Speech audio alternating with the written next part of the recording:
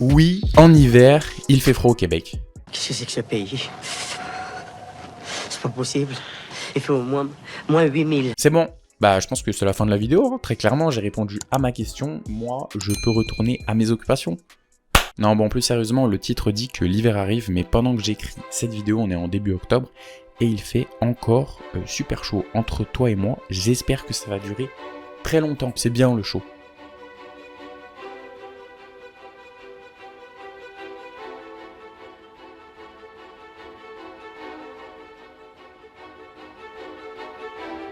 J'aimerais donc très clairement dans cette vidéo te donner mon avis sur l'hiver au Québec. Pas mal comme sujet, hein, je suis allé chercher très loin, je suis totalement d'accord avec toi.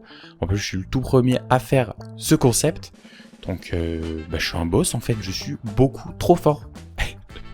Ça part là-dessus, hein. Il y aura 4 sujets principaux qui vont structurer cette vidéo. Dans un premier temps, j'aimerais répondre à la question... la question c'est quoi déjà? C'est la question du froid humide ou du froid sec au Québec. C'est un débat assez commun, comme chocolatine ou pas au chocolat. C'est vrai, hein, la majorité des Québécois, vous dites chocolatine. What the fuck? Ah bah non, vous pouvez pas être parfait. Hein. Mais, je me souviens, j'ai une petite anecdote dans mon ancien cégep. La dame donc qui s'occupait de la cantine, elle a écrit les deux. Elle a écrit chocolatine et pain au chocolat. Elle a mis tout le monde d'accord en 1 seconde.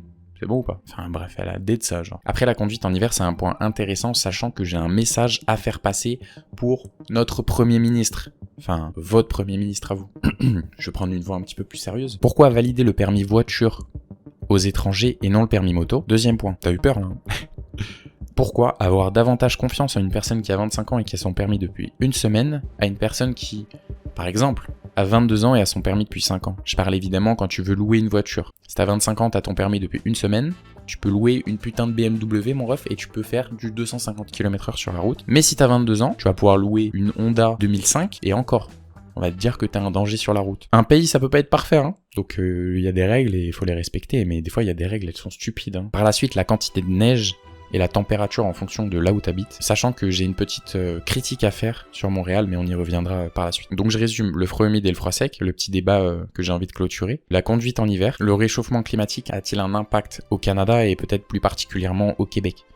Comment j'ai formulé ça tel un journaliste?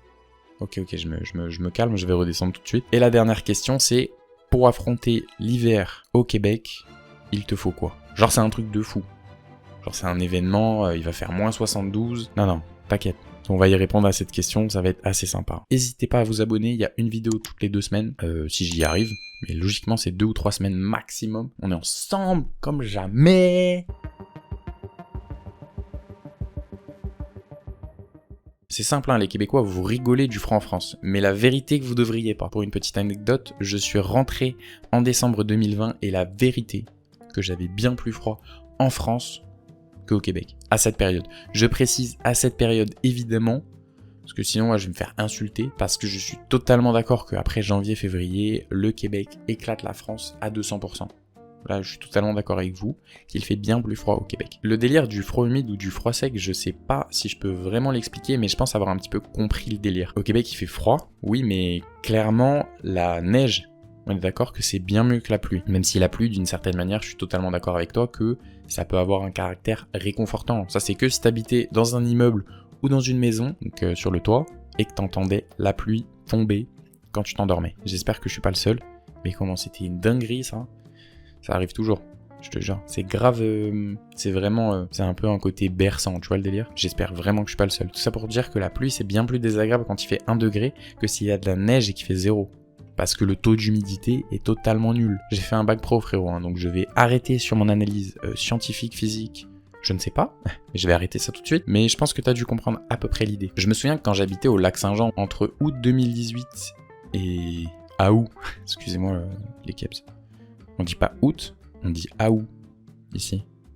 S7, quand l'hiver a commencé, la pluie a disparu. Genre, tout l'automne et jusqu'en décembre, et j'ai pas eu de pluie. Pour un mec de région parisienne, c'est quand même assez perturbant de vraiment genre avoir... en fait, de jamais avoir de la pluie, c'est assez perturbant. Et c'est très agréable. Je pense que ça me dérangeait pas du tout. Alors avant de prendre la voiture, le Québécois prend soin de toujours prendre un petit shot de vodka quand il fait moins 25 degrés. Ça permet rien du tout, hein. C'est archi faux. Pendant la durée de tes études, ton permis de conduire, il sera valable donc toute la période, le temps que tu vas étudier. Et après, si imaginons tu fais une demande de post-diplôme, il sera valable encore pendant 6 mois jusqu'à faire ton permis KEBS. Ton permis québécois, tu auras 6 mois pour faire les papiers.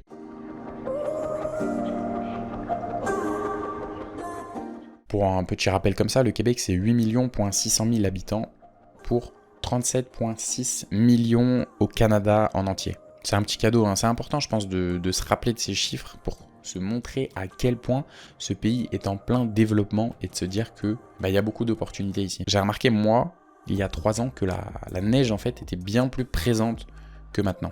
Après c'est peut-être parce que ça fait longtemps que je suis ici. Je commence à m'habituer petit à petit. Ouais, très clairement, j'ai pas peur de le dire. Je fais un peu le mec, hein, mais on est là, hein, je connais. Même si tu restes 20 ans, je pense, dans le même pays, tu seras toujours un étranger. Peu importe où tu vas. J'ai déménagé fin 2018. Je me suis un petit peu plus... Enfin, en fait, je me suis éloigné surtout du nord. Moins 40 chez le nord. Ce qui fait que j'ai un peu triché parce que quand tu passes un an vraiment au Saguenay, au nord, il y a même encore plus, hein, parce que à force de regarder mes vidéos, vous devez vous dire que le Saguenay c'est un truc de fou. C'est quand même violent parce qu'il peut y avoir des ressentis moins 35 voire plus. Mais si tu passes un hiver là-bas, t'es vraiment le boss. Tu ressors, tu es quelqu'un d'autre. Si tu passes ton premier hiver là-bas, hein, bien évidemment. Si t'es québécois, t'es habitué. Hein. T'es un boss de base. Pour répondre à la question du réchauffement climatique, c'est évident que le Canada est touché, notamment avec de nombreuses canicules dans certaines provinces qui ont atteint jusqu'à 49,5 degrés. Genre c'est fou. Genre moi j'ai vécu 40, déjà c'est énorme, tu bouges pas, t'es une larve, tu sors à peine, non j'imagine pas en plus. C'est un dôme de chaleur, un phénomène climatique, durant lequel l'air chaud, emprisonné par des pressions importantes, est repoussé vers le sol, donc la température augmente davantage. Ce qu'il faut bien retenir aussi, c'est que ce phénomène, il est amplifié par le réchauffement climatique, mais ça n'est pas la cause première. C'est un événement assez tragique, mais à Vancouver, par exemple, il y a eu 134 personnes tuées à cause de cette vague de chaleur. Et bien plus cet été dans tout le Canada. Je trouve ça assez fou que dans ce pays, en hiver, il puisse faire moins 40 à certains endroits, et pratiquement 50 degrés en été dans certaines provinces. 90 degrés de différence, genre normal. Ouais, j'ai fait un petit calcul. C'était pas trop rapide, ça allait. Mais imagine-toi, tu te lèves un matin, t'es là, tranquille, et il fait moins 40. Et moins 40, donc déjà, tu vas prendre un café direct pour te réchauffer. Et après, le lendemain, imagine-toi qu'il fait 50 degrés. Le corps humain, il doit péter un câble. Je veux même pas imaginer, mais ça doit être fou. Je sais pas, je pense déjà qu'on tombe malade fort. Genre tout le monde tombe malade. Ou en tout cas, une bonne partie. Que les vaillants qui vont rester debout. Ouais, c'est vraiment une vraie question. Tu te souviens en hiver ou pas ce pote qui a toujours un t-shirt, où il a un petit pull, tu vois. Ce mec, il existe aussi au Québec. Même quand il fait moins 25. Il est encore plus fort que ton pote en France, par exemple. Je pense qu'il y a 2 raisons valables pour ce type de personne. Soit vous êtes hors du commun, soit vous êtes totalement con. Ouais, je sais pas quoi dire. Mais c'est mes 2 solutions. Alors oui, en hiver, il faut s'habiller. Au Québec, vous êtes d'accord avec moi, les Québécois là-dessus, hein. Quand même, faut s'habiller un peu. Je parle bien évidemment pour les gens normaux. Sache que tu n'as pas besoin d'acheter un nouveau manteau à je ne sais combien. Garde ton manteau que tu utilises en France que 3 mois dans l'année. Ici, il va vraiment te servir. Tu vas le mettre bien plus. Crois-moi, je parle en connaissance de cause. J'avais acheté des doudounes en France. Elles m'ont jamais servi, à part quand je partais peut-être une semaine au ski. Et même, j'utilisais finalement la petite doudoune. Parce que sur les pistes de ski, maintenant en France, il fait 25 degrés. J'abuse, hein. Mais... waouh, comment j'abuse, 25 degrés. Non, mais j'ai déjà eu, proche de la Suisse, il faisait 20 degrés, mec. J'abuse encore? Non, je pense, hein.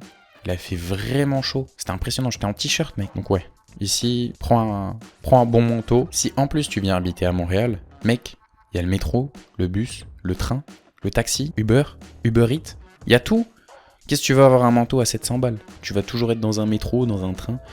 Ton manteau, il servira à rien. Limite, c'est trop facile le bordel. Si en revanche, je suis d'accord, tu pars habiter un petit peu plus loin dans le nord, ton manteau, là, je te respecte. Je te respecte parce qu'il va te servir. Tu devras te démerder, hein, parce que tu pourras pas commander ton McDo à 4h du matin sur Uber Eats. C'est mort. Tu vas devoir te faire le plat de pâtes à 4h du mat. Et puis voilà. C'est tout. Moi, je trouve que ça t'endurcit. C'est trop facile, là, d'avoir Uber Eats. À Montréal, je te jure, c'est trop. C'est tellement simple. Uber Eats, ça devrait pas exister. Ouais, non, en plus, ça coûte cher, hein, putain. Ça coûte cher. Dis-toi que quand tu payes 20 balles, genre... 20 balles, ça pourrait limite être 4 repas quand tu fais des courses. Si tu te démerdes bien. Il y a un truc que tu verras quand même jamais à Montréal, c'est les forêts, c'est le ciel. En fait, c'est une dinguerie. Et vraiment, si tu cherches un endroit perdu, t'as par exemple uniquement à prendre ta voiture, à partir à 2 heures de Montréal. Tu pourrais par exemple arriver à Victo. Je rigole, hein. C'est pas vrai. Hein. Petit message pour tous les amis qui survivent là-bas, qui habitent là-bas, je veux dire. Non, en vrai, c'est quand même une petite ville que j'aime bien. J'ai passé du temps et c'est le sang, Victo. C'est le sang de la veine. La petite ville perdue au milieu du Québec. Salut, ouais, j'ai étudié à Victoriaville. Où ça? Victoriaville. C'est où ça? T'inquiète. C'est 2 heures de Montréal.